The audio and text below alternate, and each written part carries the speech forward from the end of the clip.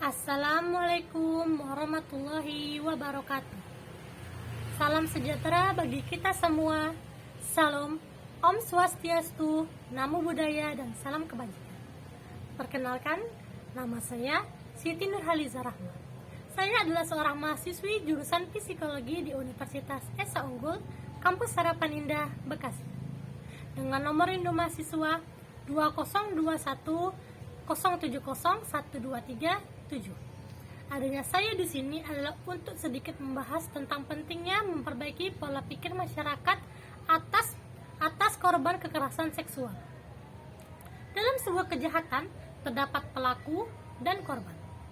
Pelaku adalah orang yang melakukan kejahatan, sedangkan korban adalah orang yang dirugikan oleh pelaku kejahatan.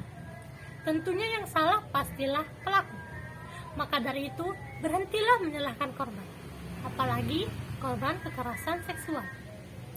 Menurut Komisioner Komnas Perempuan, Riri Kairiro mengatakan bahwa 50% kasus perempuan yang melaporkan tindakan kekerasan seksual berakhir dengan jalur mediasi atau menikahkan korban dengan pelaku kekerasan seksual.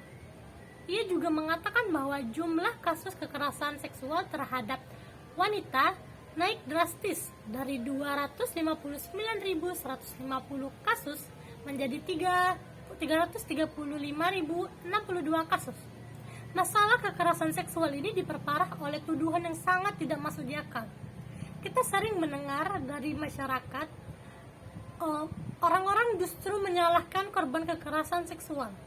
Berbagai macam tuduhan sering dilontarkan, mulai dari berpakaian yang minim, keluar sendirian di malam hari, dan lainnya. Padahal, menurut data yang dibeberkan oleh Koalisi Ruangan Publik Aman pada tahun 2019, pakaian yang dikenakan korban adalah pakaian yang dikenakan korban yang pertama, rok panjang dan celana panjang sebanyak 17%, baju lengan panjang 16%, seragam sekolah 14%, baju longgar 14%, dan berhijab pendek atau sedang 13%. Di sini kita dapat melihat dengan jelas bahwa minimnya pakaian bukan faktor besar dalam kasus pelecehan seksual. Tuduhan lainnya yang sering dilontarkan kepada korban yakni korban keluar atau berjalan sendirian pada malam hari. Akan tetapi, sebuah survei mengatakan yang dilakukan oleh 62.224 orang dari berbagai macam koalisi masyarakat sipil mengatakan bahwa kasus pelecehan seksual mayoritas terjadi pada siang hari, yaitu sekitar 35%, diikuti oleh sore hari 25%, pagi hari 16%, dan malam hari 3%.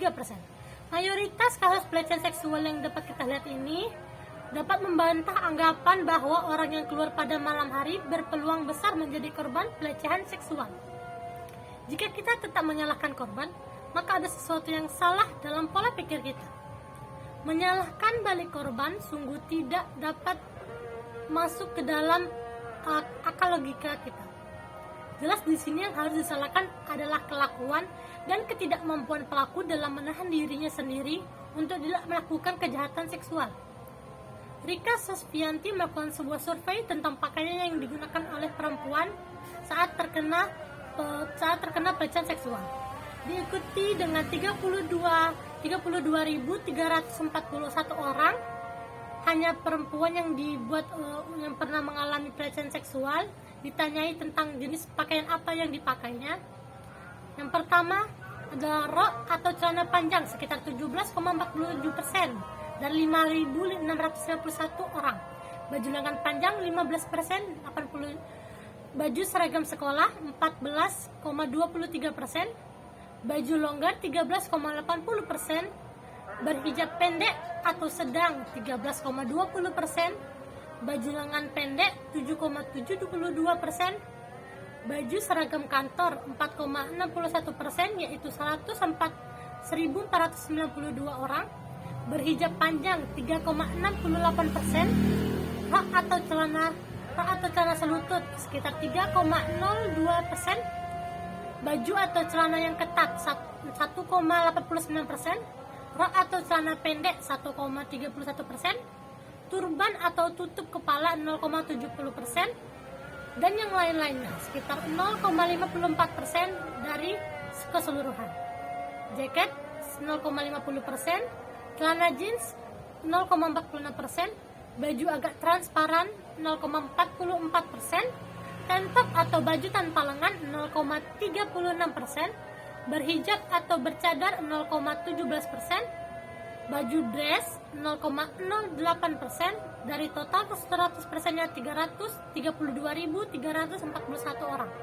Menurut agama Islam memang benar dikatakan bahwa wanita disuruh untuk menutup auratnya. Hal ini didasari oleh perintah Allah Subhanahu wa taala dalam Al-Qur'an surat An-Nur ayat 31 yang artinya, "Dan katakanlah kepada para perempuan yang beriman agar mereka menjaga pandangannya dan memelihara kemaluannya.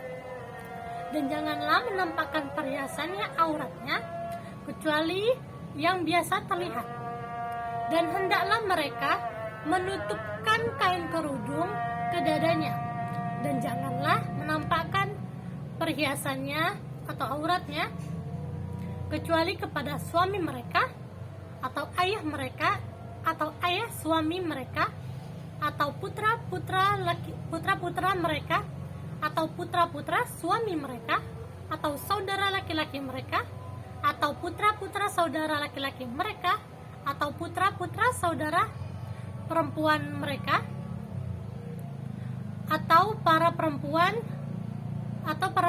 yang sesama Islam atau hamba sahaya yang tidak memiliki yang mereka miliki atau para pelayan laki-laki tua yang tidak mempunyai keinginan terhadap perempuan atau anak-anak yang belum mengerti tentang aurat, dan janganlah mereka menghentakkan kakinya agar diketahui perhiasannya yang mereka sembunyikan. Dan bertobatlah kamu semua kepada Allah Subhanahu wa taala, wahai orang-orang yang beriman, agar kamu beruntung." Itu dia. Tapi jangan lupa, sebelum surat An-Nur ayat 31 tersebut, terdapat surat An-Nur ayat 30 yang artinya, "Dan katakanlah kepada laki-laki yang beriman agar mereka menjaga pandangannya dan memelihara kemaluannya, yang demikian itu lebih suci bagi mereka. Sungguh Allah Maha mengetahui apa yang mereka lakukan, apa yang mereka perbuat." Di sini kita dapat melihat bahwa menjaga itu berasal dari dua arah. Wanita menutup auratnya dan pria menjaga pandangannya.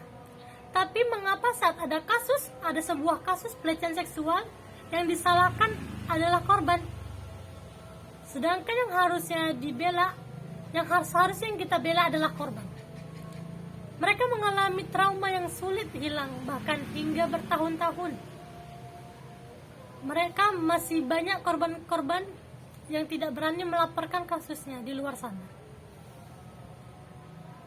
Mereka tidak berani melaporkannya dengan berbagai alasan.